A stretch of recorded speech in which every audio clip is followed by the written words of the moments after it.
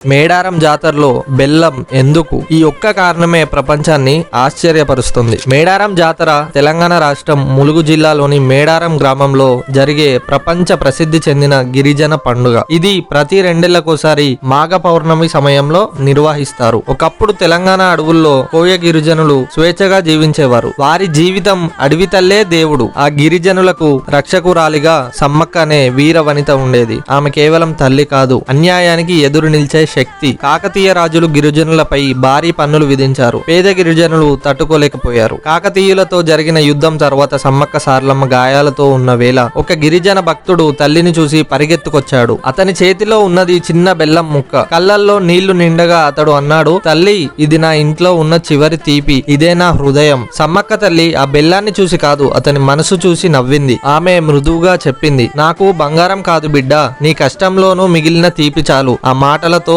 ఆమె అడవిలోకి అంతర్ధానమైంది. అప్పటి నుంచే బెల్లం తల్లికి అత్యంత ప్రీతికరమైన నైవేద్యం అయ్యింది. నిష్కల్మషమైన హృదయం, కష్టార్జిత ఫలం, సమానత్వం, పేద ధనిక తేడా లేదు. తీపి మాట, తీపి మనసు. తల్లి అడిగింది సంపద కాదు, మనిషిలోని తీపి. కోట్లు విలువైన బెల్లం సమర్పించిన అది ధనికానికి కాదు, కృతజ్ఞత, నమ్మకం, ప్రేమకు గుర్తు. మేడారం జాతర కేవలం పండుగ కాదు, అది త్యాగానికి, ధైర్యానికి, తల్లి ప్రేమకు నివాళి. భక్తులు ముందుగా జంపన్న వాగులో స్నానం చేసి తరువాత తల్లులను దర్శించుకుంటారు. ఇది పవిత్రకు ప్రతీక. జై సమ్మక్క సారక్క తల్లి.